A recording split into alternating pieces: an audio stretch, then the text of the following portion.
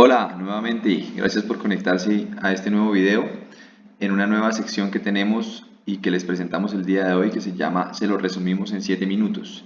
Tiene la intención de contarles sobre algunos de muchos artículos que salen en cardiología y que entiendo pueden ser frustrantes para muchos de ustedes y para nosotros, y por eso queremos hacer estos resúmenes cortos, concretos y ojalá con una calidad que ustedes encuentren suficiente para poder tomar decisiones en sus prácticas clínicas diarias. Esto a nombre del Grupo de Cardiología del Hospital Militar Central. Vamos a empezar revisando el estudio Revive BCI S2. Es un estudio publicado en New England Journal en octubre del año pasado, pero que fue publicado en línea en agosto, mientras su autor, Divaka Perera, el cardiólogo intervencionista de Guy's and St. Thomas Hospital y de King's College de Londres, lo presentaba en el Congreso Europeo de Cardiología. Es importante también reconocer que su autor más senior es el profesor Mark Petrie, conocido también muy bien por sus múltiples publicaciones y la calidad de las mismas. Y es un estudio que nos plantea en el fondo una duda muy razonable sobre un concepto que todos hemos conocido desde hace mucho tiempo, que nos planteó el doctor George Diamond en 1978, que es el concepto de miocardio hibernado, que es aquel miocardio que al parecer tiene una disminución en el flujo sanguíneo, en su aporte de oxígeno y en su aporte de nutrientes, que lo hace insuficiente para su capacidad contráctil, pero aún viable y potencialmente recuperable con estrategias de reperfusión. Este concepto, digamos que ha sido probado en laboratorio, pero nos faltan aún pruebas empíricas de su existencia y especialmente de que al revascularizar estas zonas de miocardio no perfundido haya mejoría de la función ventricular. Al día de hoy únicamente los estudios Stitch y Stitches que ustedes conocen bien, pero que vamos a recordar, han planteado una evidencia empírica no muy fuerte, como van a ver.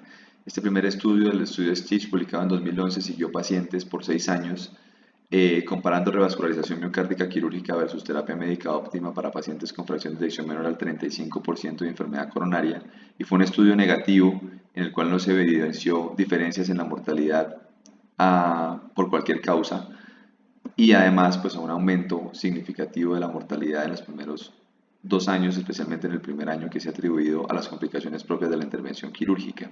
Sin embargo, este estudio se siguió hasta 11 años. La cohorte de seguimiento de esos estudios se llamó estudio Stitches y pues mostró una disminución significativa en la mortalidad por toda causa y mortalidad cardiovascular. Sin embargo, pues la evidencia de que el cambio en este desenlace fue tan tardío después de los 3 años y medio y las implicaciones que tiene de seguimiento de una cohorte por tantos años con posibles cointervenciones y contaminaciones ha planteado que dudas razonables en lo metodológico y en lo práctico sobre este hallazgo. Sin embargo, hoy en día las guías siguen recomendando la revascularización para este tipo de pacientes, casi que independientemente de la viabilidad, y plantean también la posibilidad de usar intervención coronaria percutánea basados en consensos de expertos. Sin embargo, pues hay muchas dudas alrededor de este concepto, digamos que no hay una evidencia clara de que esto ocurra, y ante este vacío del conocimiento tan claro, pues los autores plantean este estudio que pretende solucionar la duda y intentar o revivir o acabar con el concepto de viabilidad miocárdica y de miocardio hibernado. Les presentan sus resultados en el congreso que les estaba contando. Es un estudio que de entrada llama la atención porque es un estudio que está patrocinado y financiado por el Instituto Nacional de Salud y por el King's College de Londres. Tiene un comité investigador que es independiente, tiene un análisis de datos independiente, tiene vigilancia ética y administrativa de instituciones gubernamentales y no gubernamentales, tiene un cronograma espectacularmente cumplido, dándole honor a la característica londinense por excelencia del cumplimiento del tiempo.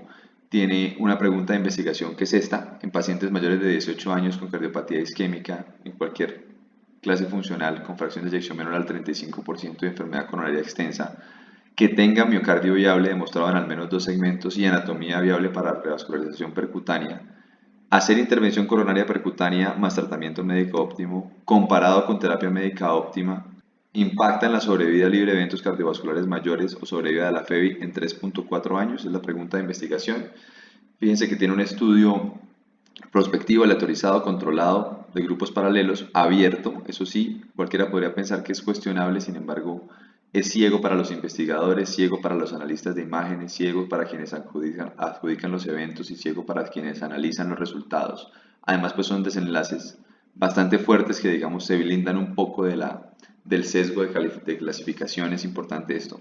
Y además es un criterio que tiene muy claro, es un estudio, perdón, que tiene muy claro cuáles son los criterios de disfunción ventricular, de enfermedad coronaria extensa y de viabilidad. Nos lo deja muy claro a los lectores, nos dan un protocolo extenso, nos dan unos suplementos extensos en los que nos explican muy bien cómo caracterizaron esta población para seleccionarla muy bien, cómo cegaron a los investigadores que evalúan la fracción de eyección con ecocardiografía en un laboratorio diferente. Además, cómo incluyeron a los pacientes con enfermedad coronaria extensa basados en una escala con los puntajes muy claros.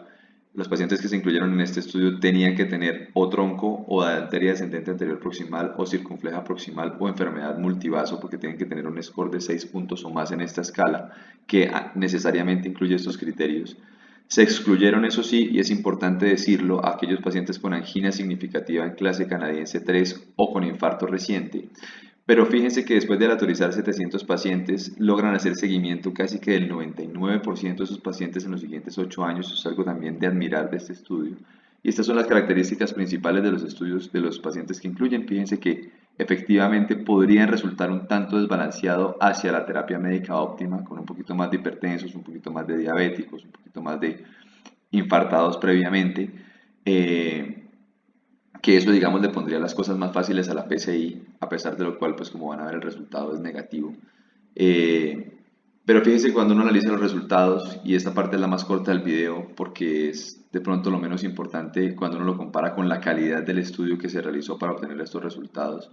Uno le termina creyendo, es un estudio negativo, no mostró diferencias significativas en hospitalización, en falla cardíaca, en ninguno de sus componentes, pero casi que por nada, se parecen muchísimo los valores porcentuales de los pacientes de los dos grupos. Uno lo mira gráficamente, fíjense que no hay casi ninguna diferencia en ninguno de los subgrupos, en pacientes con tronco o sin tronco.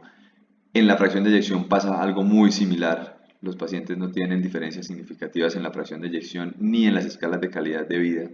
Entonces, sobre este estudio tenemos por decirle que es un estudio con una pregunta de investigación muy válida, un gap del conocimiento muy bien identificado, con una validez interna muy valiosa, con un potencial de generalización muy alto y con un resultado negativo que es contundente, contundente sobre todo porque a pesar de ser negativo contradice una práctica que está casi que aceptada e instaurada en muchos lugares, que consume recursos, que es que pone, digamos, en riesgo a los pacientes de algunas complicaciones y que hoy se demuestra que definitivamente para esta pregunta de investigación que ya les planteé, no hay evidencia, o sí hay evidencia de que no es diferente intervenir más dar terapia médica óptima comparado con solo intervenir.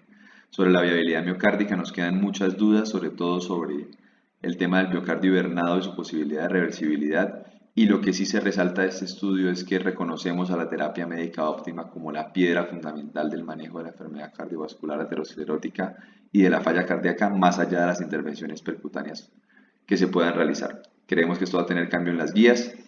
Para todos los que se quedaron hasta acá, muchísimas gracias. Espero que haya sido un mensaje claro y contundente. Si tienen preguntas, dejen los comentarios y se los responderemos con seguridad. Muchas gracias.